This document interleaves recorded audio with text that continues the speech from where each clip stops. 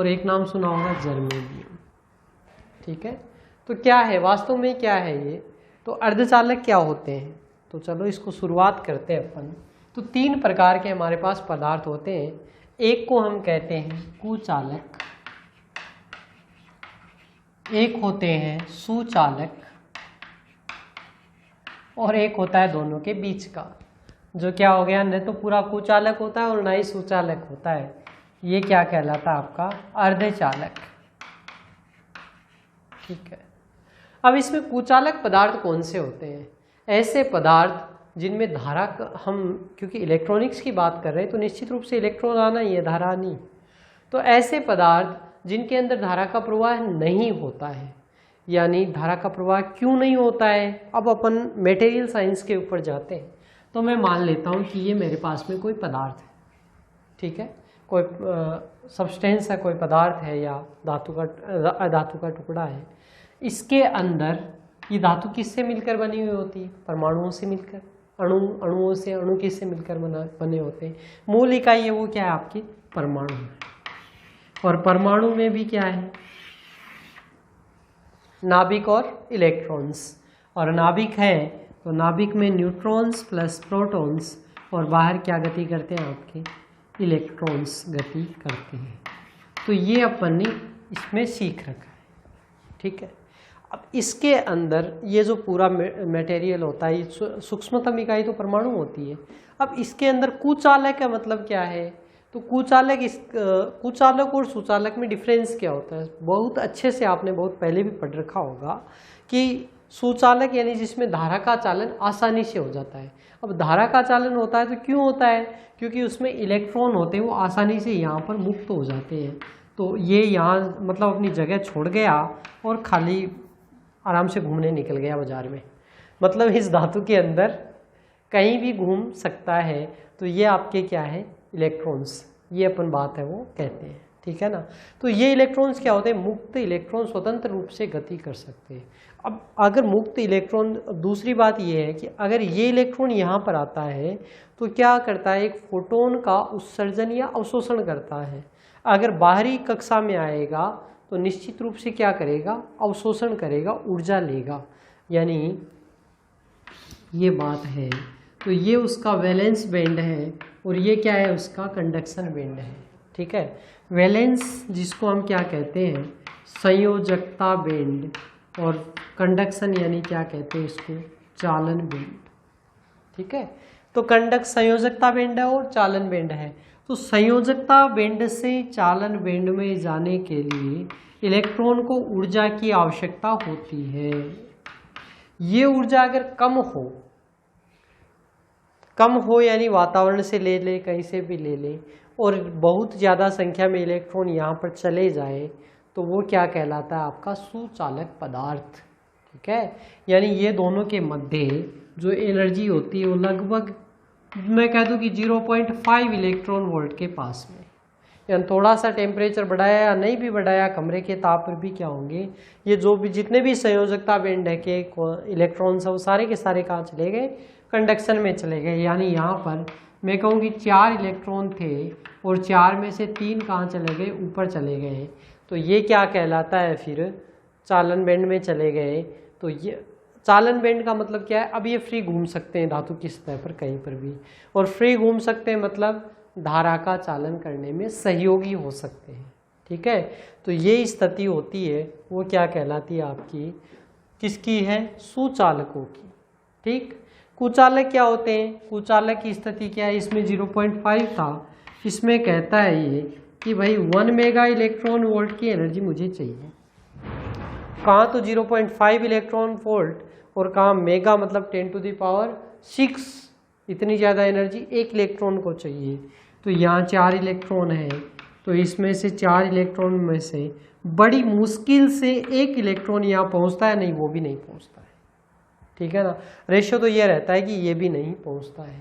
ठीक है ना, तो ये क्या कहलाता है? आपका कुचालक पदार्थ।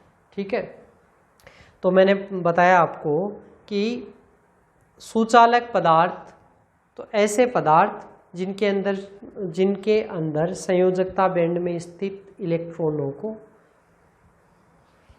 चालन बैंड में जाने के लिए बहुत कम ऊर्जा की आवश्यकता होती है, वो क्या कहलाते हैं आपके सुचालक पदार्थ। और कुचालक ऐसे पदार्थ जिनमें वैलेंस बैंड में स्थित इलेक्ट्रॉनों को कंडक्शन बैंड में जाने के लिए बहुत ज़्यादा ऊर्जा की आवश्यकता होती है, तो वो क्या कहलाते हैं आपके कुचालक पदार्थ। ये तो मैंने इलेक्ट्रॉनिक्स में कहा, सरल भाषा में इसको कहूँ तो चालक पदार्थ क्या होते हैं, जिनकी सतह पर मुक्त इलेक्ट्रॉन पाए जाते हैं, वो क्या कहलाते हैं, चालक पदार्थ कहलाते हैं। और कुचालक जिनमें मुक्त इलेक्ट्रॉन नहीं पाए जाते, तो वो क्या कहलाते हैं आपके कुचालक पदार्थ। ठीक है, तो ये चालक और कुचालक का कॉन्सेप्ट आपको ध्यान में आ गया।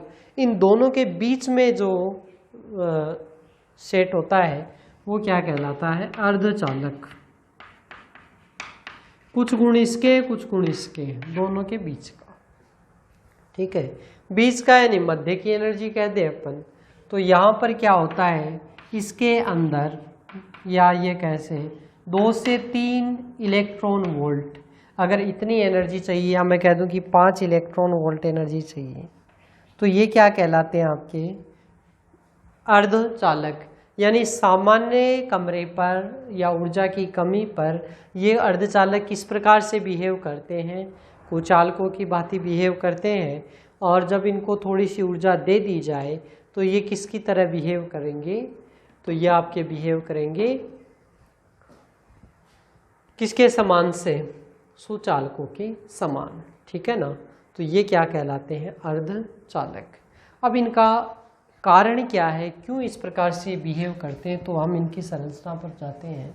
कितने पदार्थ होते हैं, तो सामान्यतः अर्धचालकों का जब भी नाम आता है तो 2 पदार्थ आते हैं, एक का नाम होता है सिलिकॉन और एक का नाम होता है जर्मेनियम। सिलिकॉन का विन्यास अगर आप पढ़ते हैं तो कितने नंबर पर यह आता है, आवर्त सारणी में 14 नंबर पर आता है। ठीक है, अब इसके आगे पीछे देखें तो कौन कौन रहते हैं, तो पहले तो एक तो रहता है आर्गन और एक रहता है नियोन। अक्रिय गैसों की मैं बात कर रहा हूँ। तो इसको 14 इसके पास इलेक्ट्रॉन है, क्योंकि 14 का विन्यास है सिलिकॉन में, 14 नंबर पर परमाणु क्रमांक में आता है। अब या तो इसको 4 ये स्थायित्व को प्राप्त करना चाहता है। कोई भी व्यक्ति ये ब्रह्मांड का नियम है कि कोई भी वस्तु होती है वो स्थायी होना चाहती है। ठीक है, जैसे आपको गुस्सा आ गया तो गुस्से में आप कितने देर रह सकते हैं, 1 मिनट, 2 मिनट, 5 मिनट, उसके बाद में क्या करेंगे, आपको ऐसा लगेगा यानी व्यक्ति यहाँ से चला जाए तो मैं शांत हो जाऊँ, या रिलीफ, आराम आता है, फिर आराम मिलता है। ऐसे रात को पूरे दिन का काम करने के बाद में रात को क्या करते हैं, अपन रेस्ट करते हैं। किस लिए ये सारी चीज़ें, क्योंकि सभी क्या चाहते हैं, अपनी जो सामान्य कंडीशन है उसमें रहना पसंद करते हैं। तो यही परमाणुओं के साथ होता है। परमाणु भी क्या चाहते हैं कि मैं स्थायी हो जाऊं, स्थायी हो जाऊं मतलब अक्रिय गैस का जो विन्यास है वो प्राप्त कर लूं। और उससे होगा क्या, बाहर वाले मुझे डिस्टर्ब नहीं करेंगे, समझ गए, मतलब कि मैं किसी अभिक्रिया में भाग नहीं लूँगा बाद में, ये इनकी रहती है। लेकिन जैसे सोडियम की बात करें तो सोडियम का क्या है 11, तो इसमें एक ही इलेक्ट्रॉन रहता है, उसको मुक्त करके ये फ्री हो जाता है। ठीक है, एक बात करूं मैं क्लोरीन की, तो क्लोरीन में 17, तो इसके ये क्या करता है, एक ग्रहण करेगा और स्थायी हो जाएगा। इसलिए इनकी टेंडेंसी यही रहती है, ये हमेशा प्लस का रहता है, ये हमेशा माइनस का रहता है। क्यों, स्थायित्व प्राप्त करने के लिए। लेकिन सिलिकॉन की हालत देखो बेचारे की, बीच में रह गया, ना तो चारों दे सकता है न चारों ले सकता है। यानी 4 इलेक्ट्रॉन ले भी तो नहीं सकता, बहुत ज़्यादा हो जाते हैं, और 4 इलेक्ट्रॉन बाहर दे भी नहीं सकता है, क्योंकि देगा तो भी ऊर्जा की आवश्यकता पड़ेगी। तो ये बीच का काम निकालता है, और बीच का काम होता है वो होता है अर्धचालक का। तो सिलिकॉन वेफर हम देखते हैं इस प्रकार से, सिलिकॉन है, उसके कण है वो रहते हैं।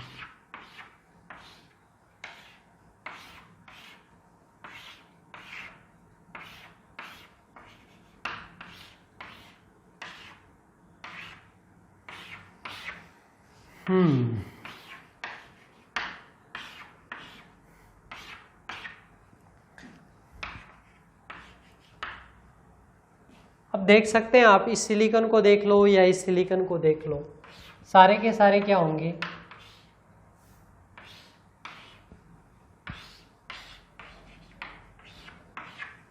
ये सिलिकॉन है, ठीक है। 4 इलेक्ट्रॉन इसके, 1 2 3 और 4। कमी कितने की पड़ रही है? 4 की। सबके पास ही कमी पड़ रही है। तो ये क्या करते हैं, एक बॉन्डिंग इस प्रकार का स्ट्रक्चर बनाते हैं कि आपस में शेयरिंग कर लेते हैं और आपस में शेयरिंग करके कहते हैं कि भाई देख एक काम करते हैं, तुम्हारे पास भी एक की कमी है तो इसका ये 4 ये सिलिकॉन इसके, देखो 3 तो मैंने व्यक्त कर दिए, अब ये चौथा सिलिकॉन का यहाँ पर बता दिया। ऐसे ही सिलिकॉन का एक ही आ गया, इस सिलिकॉन का ये आ गया, इस सिलिकॉन का ये आ गया, इसकी तो पूर्ति हो गई। 2 2 4 2 6 और 2 8 कंप्लीट हो गया। तो ये क्या कहता है, ये इस प्रकार से एक स्ट्रक्चर बनाते हैं सारे के सारे सिलिकॉन मिलकर, और इस स्ट्रक्चर में क्या करते हैं, ये आपस में, इसको हम कहते हैं कोवलेंट बॉन्डिंग, ठीक है ना। कोवलेंट सहसंयोजक आबंध इसको हम कहते हैं। यानी इसमें ये क्या करते हैं, ये कहते हैं कि भाई देखो एक काम करते हैं कि जब इंस्पेक्शन वाला है, यानी जब जांच हो, तब ये 8 के 8 इलेक्ट्रॉन मेरे, ठीक। जब तुम्हारी जांच हो तो मेरे वाला तुम ले लेना, जब इसकी जांच हो तो इसको कहता है कि इस बार मेरे वाला तुम ले लेना, इसकी जांच हो तो कहे कि ये वाला तुम ले लेना। यानी आपस में इनकी अंडरस्टैंडिंग रहती है इस प्रकार से कि किसी भी सिलिकॉन का आप देखेंगे, जिसका चेक करेंगे उस समय उसका इलेक्ट्रॉनिक विन्यास क्या होगा, पूर्ण होगा, ठीक है ना। तो इस प्रकार से ये पूर्ण विन्यास के अंदर रहते हैं, ये सिलिकॉन का स्ट्रक्चर है। जो काम में आता है बॉन्डिंग, तो वो क्या आता है, कोवलेंट बॉन्डिंग। ऐसा ही एक और है अपने पास में जो पदार्थ है, उसको हम क्या कहते हैं, जर्मेनियम, ठीक है ना। सिलिकॉन हल्का है, जर्मेनियम होगा वो क्या होगा, परमाणु क्रमांक ज़्यादा है, इसलिए वो क्या है, भारी है थोड़ा, ठीक। अब इसमें किस प्रकार से बिहेव करेगा, तो देखो अभी साधारण स्थिति है तो इसमें बाहर एक भी इलेक्ट्रॉन फ्री नहीं है, सारे के सारे इलेक्ट्रॉन विन्यास में है, यानी कोई भी इलेक्ट्रॉन मुक्त नहीं है। तो किस प्रकार से बिहेव करेगा, कुचालक के समान। लेकिन जैसे ही इसको कुछ ऊर्जा दे दी जाए तो ये इलेक्ट्रॉन यहाँ पर क्या करेगा, यहाँ से फ्री हो जाएगा। और ज़्यादा ऊर्जा दे दी, एक इलेक्ट्रॉन यहाँ से फ्री हो जाएगा। अब ये तो इसकी बात है, 2 इलेक्ट्रॉन और जगह से भी तो फ्री होंगे।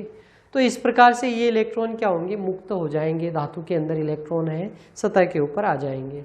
सतह के ऊपर तैरते हैं क्या इलेक्ट्रॉन, सामान्यतया हम कहते हैं इलेक्ट्रॉन आते हैं, इलेक्ट्रॉन को देखा नहीं जाता है, लेकिन जैसे ही विभव अप्लाई करते हैं तो वो इलेक्ट्रॉन क्या होते हैं, एक निश्चित रेखा में चले जाते हैं और धारा का प्रवाह है वो कर देते हैं। विभवांतर आरोपित करने पर विद्युत किसी की भी देखी नहीं जाती है। बल्ब जल रहा है, पंखा चल रहा है, क्या हम देखते हैं कभी, लेकिन एहसास हम कहते हैं लाइट चली गई, इलेक्ट्रॉन चले गए। इलेक्ट्रॉन वास्तव में कहीं नहीं जाते, वो वहीं पर है, लेकिन जैसे ही बाह्य विभवांतर आरोपित करते हैं वो एक निश्चित रेखा के अंदर हो जाते हैं और अपने को धारा प्रवाहित करने में थोड़ी सुविधा मिलती है, ठीक है। तो यहाँ पर इलेक्ट्रॉन्स बाहर आने के कारण 2 प्रकार के आवेश वाहक हो गए इसमें, एक इलेक्ट्रॉन्स, और ये जो जहाँ से आए हैं तो वहाँ पर धनात्मक आवेश छोड़कर आए हैं, इसलिए इसको क्या कहा जाता है, होल्स, ठीक है। तो इलेक्ट्रॉन्स और होल्स, इलेक्ट्रॉन्स भी काल्पनिक है और होल्स भी काल्पनिक है। होल्स पूरे काल्पनिक है ऐसा कह सकता हूँ, क्योंकि होल्स की बात केवल आपके सेमीकंडक्टर डिवाइसेज में होती है, बाकी कहीं नहीं होती है। बाकी जगह किसकी बात होती है, इलेक्ट्रॉन की होती है, ठीक है। अब क्या इसका प्रयोग है, तो सामान्य सिलिकॉन पदार्थ का तो उतना प्रयोग नहीं होता है, लेकिन इसमें की जाती है डोपिंग, ठीक है ना। डोपिंग यानी इसमें अशुद्धियाँ मिलाई जाती है। अशुद्धियाँ कौन कौन सी मिलाई जाती है, तो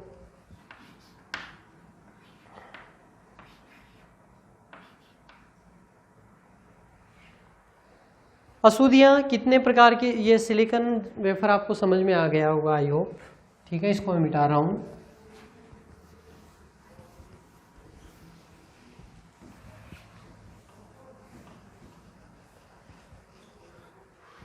बहुत आपका पहले से भी पढ़ा हुआ है, लेकिन फिर भी अपन और समझ लें, किसी को कोई दिक्कत रही हो तो वो क्लियर हो जाए।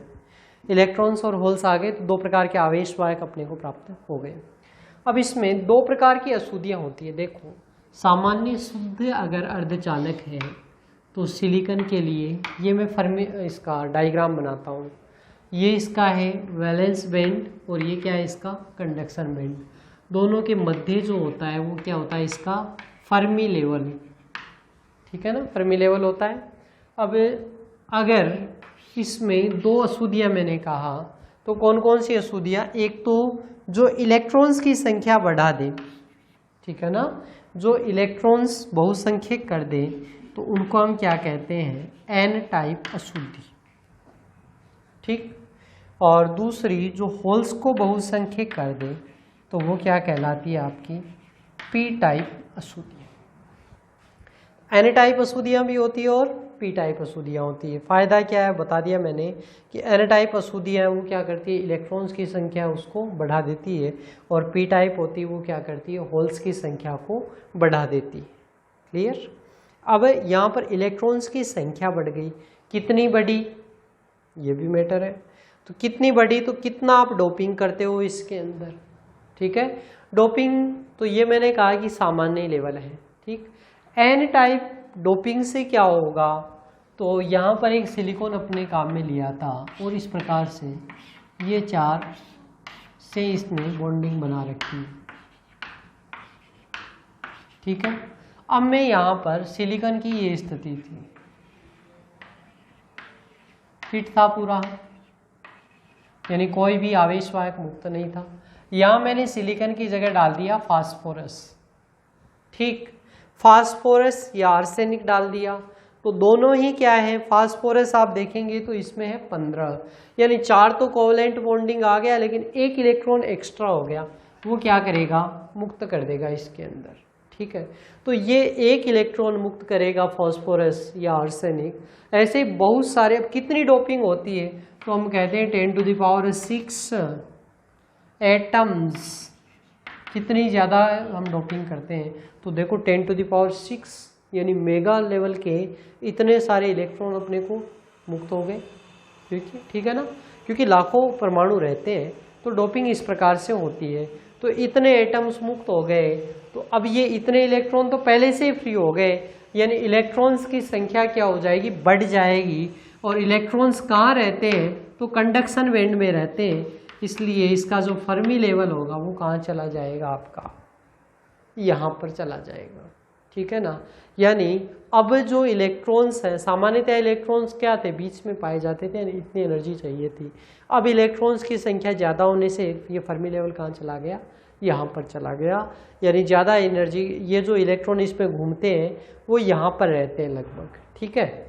ऐसे ही अगर इसमें पी टाइप अशुद्धि मिला दी जाए तो पी टाइप अशुद्धि मिला दी जाए तो पी टाइप अशुद्धि कौन कौन सी होती है, जैसे एल्यूमिनियम मिला दिया मैंने तो एल्यूमिनियम क्या हो गया, एल्यूमिनियम 13 ही है परमाणु क्रमांक, तो 13 है तो इसका फिर क्या होगा भाई बोरोन मिला, ठीक है ना।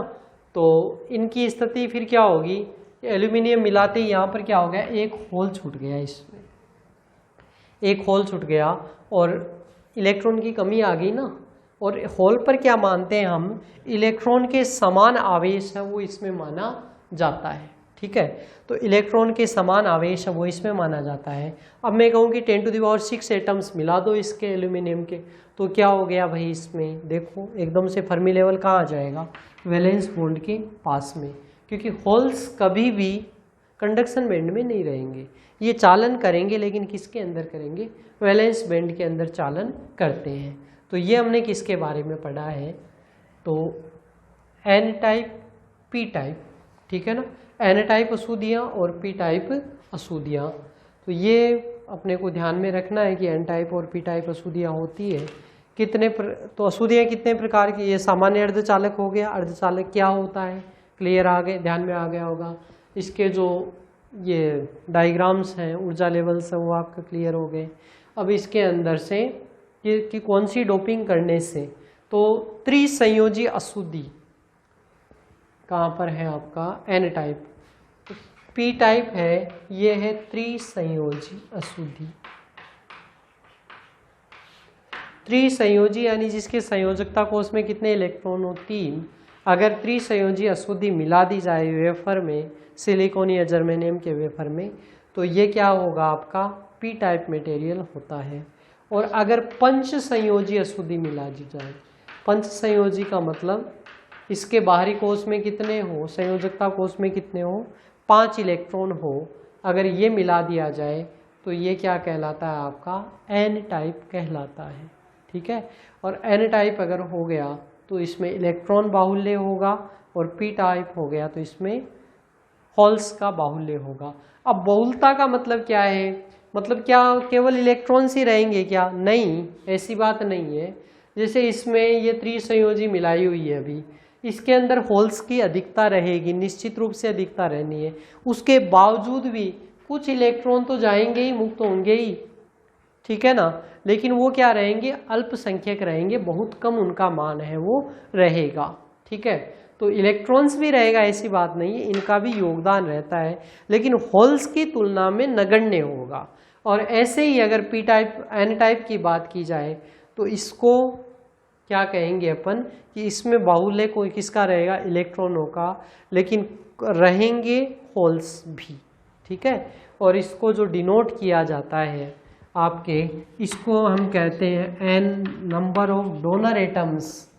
जो एन टाइप जो मटेरियल आप मिलाते हैं, जैसे फास्फोरस है और सैनिक है, ये क्या कहलाते हैं आपके, ये दोनों क्या कहलाते हैं, नंबर ऑफ डोनर एटम्स, यानी दाता परमाणु ये कहलाते हैं। किसको दान देते हैं, तो इलेक्ट्रॉन्स को दान देते हैं, तो दाता परमाणु।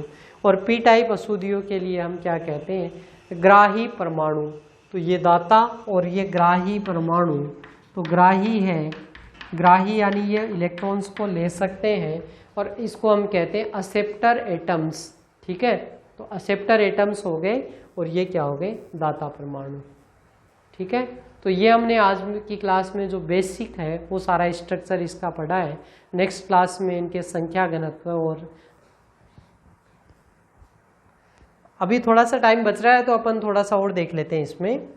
तो एन टाइप और पी टाइप, आई होप ये आपको बहुत अच्छे से क्लियर हो गया होगा, क्योंकि ये आपको क्लियर होना ही चाहिए।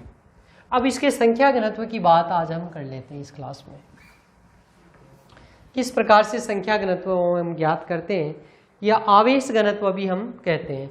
तो एन व पी अर्धचालकों में आवेश घनत्व, तो एन व पी अर्धचालकों में आवेश घनत्व क्या होता है, तो एन और पी टाइप अर्धचालक तो हो ही गए। एन टाइप अर्धचालक जब किसी अर्धचालक में, जब किसी सिलिकॉन या जर्मेनियम के वेफर में अगर पंच संयोजी अशुद्धि मिला दी जाए तो वो क्या कहलाता है, एन टाइप अर्धचालक। ठीक है, एन टाइप अर्धचालक। और अगर किसी में त्रिसंयोजी अशुद्धि मिला दी जाए तो वो क्या कहलाता है आपका, पी टाइप अर्धचालक, त्रिसंयोजी और पंच संयोजी। अब शुद्ध अर्धचालक है तो उसमें क्या होगा, तो उसके अंदर हम कहेंगे एन पी बराबर एन आई स्क्वायर। ठीक है, एन पी, एन क्या है, नंबर ऑफ इलेक्ट्रॉन्स, पी क्या है, नंबर ऑफ होल्स। पी यहाँ पर क्या है आपका, नंबर ऑफ होल्स, और एन क्या है, नंबर ऑफ इलेक्ट्रॉन्स। ठीक है, तो एन आई क्या है, number of charge carriers in intrinsic semiconductor.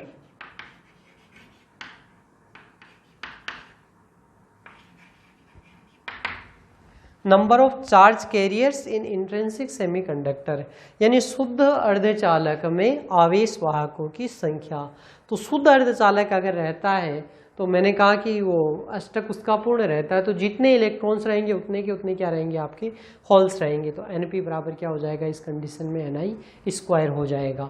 लेकिन जब इसमें अशुद्धि मिला दी जाए तो उस कंडीशन में क्या होगा, तो माना अर्धचालक है वो सभी अशुद्धि परमाणु आयनित है, और दाता और ग्राही परमाणुओं की संख्या विद्युत उदासीनता की स्थिति में अपन मानते हैं। तो एन डी और ए क्या है, एन ए, ये किसको व्यक्त करता है, नंबर ऑफ एक्सेप्टर एटम्स, ग्राही परमाणुओं की संख्या। ग्राही परमाणुओं की संख्या मतलब त्रिसंयोजी। ठीक है ना। त्रिसंयोजी इसको हम कहते हैं ये किससे रिलेटेड है, असेप्टर एटम्स, असेप्टर यानी ग्राही परमाणुओं से रिलेटेड है। ग्राही यानी ग्रहण करने वाला, किसको ग्रहण करता है, इलेक्ट्रॉन को, क्योंकि त्रिसंयोजी है, इलेक्ट्रॉन ग्रहण करेगा तो इसका विन्यास पूर्ण हो जाएगा। अब इसको क्या चाहिए, इलेक्ट्रॉन्स, और इलेक्ट्रॉन्स को किसके द्वारा व्यक्त किया है मैंने, एन के द्वारा, तो ये एन को व्यक्त कर दिया। और ये क्या है, number of donor atoms, donor atoms यानी ये क्या करते हैं, दान देते हैं किसका, इलेक्ट्रॉन्स का, और इलेक्ट्रॉन्स को लेता कौन है, होल्स। तो ये स्थिति क्या है, इसमें क्या दे दिया मैंने, P+N_D, ठीक है। तो ये साम्यावस्था की स्थिति हो गई। विद्युत उदासीनता की अगर स्थिति है तो ये इस प्रकार से हम व्यक्त कर सकते हैं, ठीक है, P+N_D बराबर Na+N। चलो इसका पक्षांतरण कर लेते हैं, पक्षांतरण कर ले तो ये मान क्या हो जाएगा, P+ND -Na, ठीक है, माइनस का n = 0, ये हो गया मान ND - Na - n = 0, इस प्रकार से व्यक्त कर सकते हैं। अब इससे हम द्विघात समीकरण बनाते हैं, ठीक है ना। एक बार ये मान लीजिए समीकरण 1 है, इसको n से गुणा करते हैं और एक बार इसको p से गुणा करते हैं। तो n से गुणा करके देख लेते हैं, तो n से गुणा, चलो पहले p से गुणा कर लेते हैं, इसको p से गुणा कर लें तो p से गुणा करते ही क्या हो जाएगा, p² + ND - Na × p minus का NP = 0। ये हमने पहले ही कह दिया कौन सी स्थिति, विद्युत उदासीनता की स्थिति, विद्युत उदासीनता। और विद्युत उदासीनता जब होती है तो आवेश चार्ज जितने होल्स है उतने इलेक्ट्रॉन से, तब विद्युत उदासीनता होती है। तो NP बराबर क्या होता है, Ni² होता है।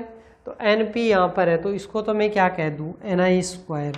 तो मेरे पास इक्वेशन क्या बन गई, P² + ND - Na गुणा P माइनस का Ni² = 0। ये हमारे पास में एक इक्वेशन है वो प्राप्त हो गई, ठीक है। इसी प्रकार से दूसरी इक्वेशन प्राप्त करें अपन, यानी इस समीकरण को, समीकरण 1 है, इसको मैं क्या करूं, किससे गुणा कर दूं, आपके माइनस से गुणा कर दूं, माइनस